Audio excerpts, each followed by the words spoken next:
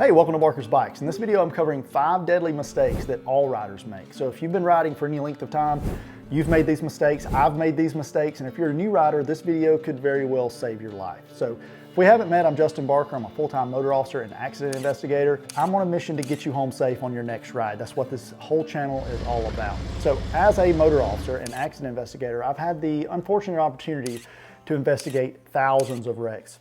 I've investigated many wrecks that involve motorcycles, and some of those were actual fatalities. So that puts me in a very unique position to share some insight with you that could save your life going forward.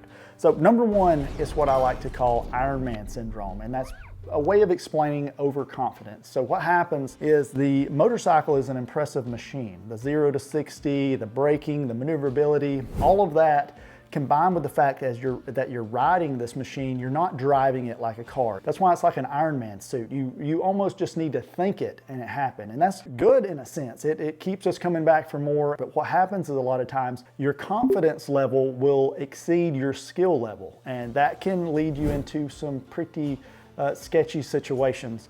And I don't know about you guys, has any of you out there ever went into a curve a little too fast? That's actually one of the leading causes of motorcycle crashes. I've done it.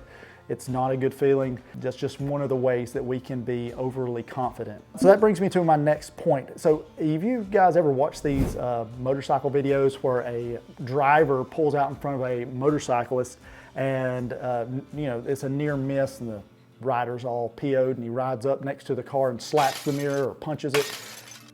That's kind of like poetic justice in a sense. Like you enjoy that because that same thing has happened to you, or it is very likely to happen to you in the future, and it feels good. But at the same time, we can't fault a blind man for being blind. Now, I'm not just trying to play devil's advocate here, but the crashes that I've investigated, these are not bad people who just set out to ruin the life of some motorcyclists. These are just your average folks that did not see the motorcycle. There's a phenomenon called motion camouflage, and if you've never looked into it, you definitely should. Quickly, it's kind of like where the motorcycle and the object in the background, whether it be a tree, a sign, a building, they stay in line with each other as the other car is pulling up to the intersection, and it completely camouflages the motorcyclist, and the driver can't see them, like literally can't see them. It doesn't show up in their mind, in their perspective, and it's called motion camouflage. It's the reason for many crashes that happen like that.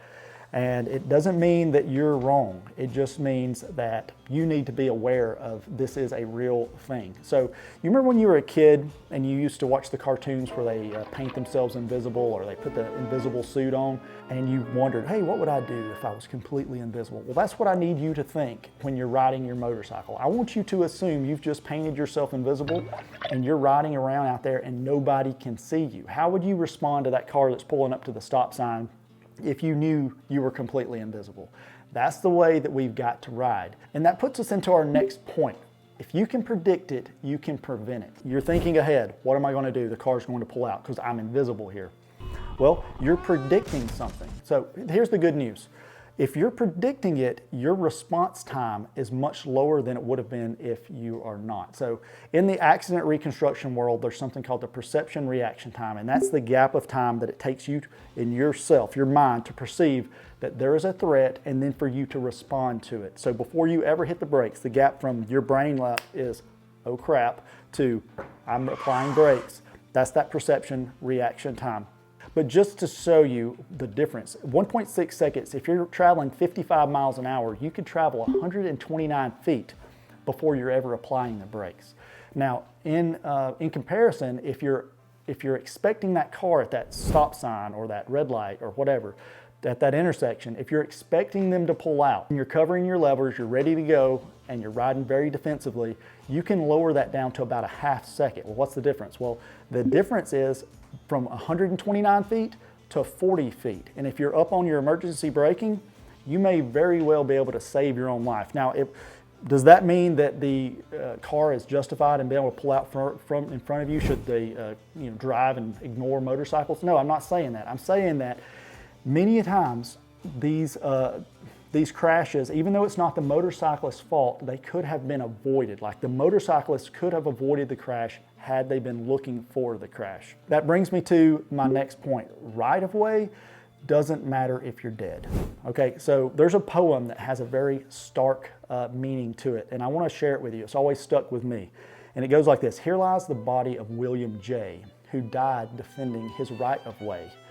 He was right as he sped along, but he's just as dead now as if he'd been wrong. So sometimes being right doesn't matter, especially when two vehicles are trying to occupy the same space at the same time, and one of them is you, and the other one is a Ford F-350. The Ford F-350 is going to win every time. So is it right? No, it's not. He needs to yield the right-of-way to the motorcyclist, but you as a rider have to ride in such a way that you're expecting people like that. So another situation where this happens is just before the intersection, when you're stopped at the stop bar and you're waiting on the light to turn green. Remember when in my first point how I told you, we're talking about motorcycles making you feel stronger than you are. They've got more power to weight. And I don't know about you, when the light turns green, I like to feel the torque of the bike. Oh yeah. Man, this thing sounds so good. You like to go through the gears, hear the rumble. Well, that can be a bad thing at certain intersections, especially the larger ones, because you have somebody that's trying to beat this light from the approaching right or left, and your light has just turned green. Well, you're wanting to feel that torque, so you get on it a little bit. Well, that puts you right in the middle of the intersection at the same time the guy is trying to beat the light. Now, are you right? Did you have a green light? Well, sure you did. Is he running the light? Sure.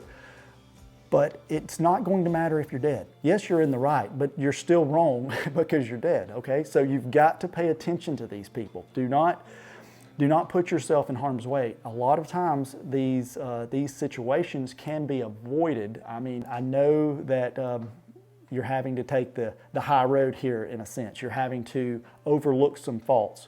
But that's part of riding motorcycles. You've got to be on your P's and Q's, okay? You've got to pay attention. I know motorcycles can be very relaxing. You get out and cruise around. It really has a way of relieving stress and all of that. But if you're riding with your head in the clouds, your perception reaction to all this, it's going to be extended and you're putting yourself at increased risk. So what you need to do is prioritize safety over being right. So even though you're right, it's not always the safest. So another thing, motorcycles can stop on a dime. We address that in point number 1. This is great, but the car behind you, he can't. You remember when we talked about perception reaction time? You can stop much quicker than the car behind you, and chances are they're distracted anyway. So pay attention to your mirrors as you're riding along and something's happening in front of you and you've got to brake quickly. Keep that perception reaction time in mind, because the guy behind you, he can't brake as quickly as you, and even if he could, he's distracted anyway. Just assume he is. So pay attention to your mirrors as you're coming to a stop, especially if it's an abrupt stop. Anytime I'm out in traffic and I'm having to come to an abrupt stop, I glance at my mirrors as I'm coming to a stop, because I'm also looking up ahead for an escape route. Always be looking for an escape route. So I'm thinking, hey, should I split this traffic? Should I go to the right? Be sizing up your situation, because it doesn't matter if it's legal in your state or not. If you have to split traffic to avoid getting rear-ended and crushed, I think I would take splitting traffic. I would take the ticket any day over getting smushed between two cars. So be sure to pay attention to that, because the guy behind you is not. He's not paying attention. Lastly, on that same point, engine braking. I like engine braking, I use it.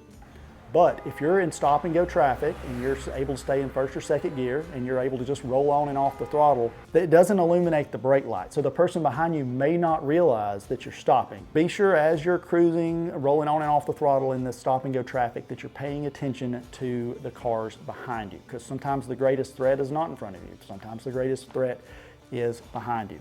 So if you found any of these tips helpful, be sure to check out this next video for some more riding tips and some more riding skills. And let's continue to become safer, better riders together. And I want you to drop me some comments down below. And I would love to know if you've ever had any of these near misses, or if you've got any other advice you would like to add to the community here. So I don't know about you guys. I like reading comments and videos. I read the ones y'all leave me here. And I know other people do too, and you may be able to help somebody by dropping a comment down below. So remember, wisdom keeps us safe. And like the ancient proverb says, the prudent sees danger and takes refuge, but the simple keep going and pay the penalty. And that's not always a penalty we want to pay. So ride safe, and I'll see you next time here on Barker's Bikes. Thanks.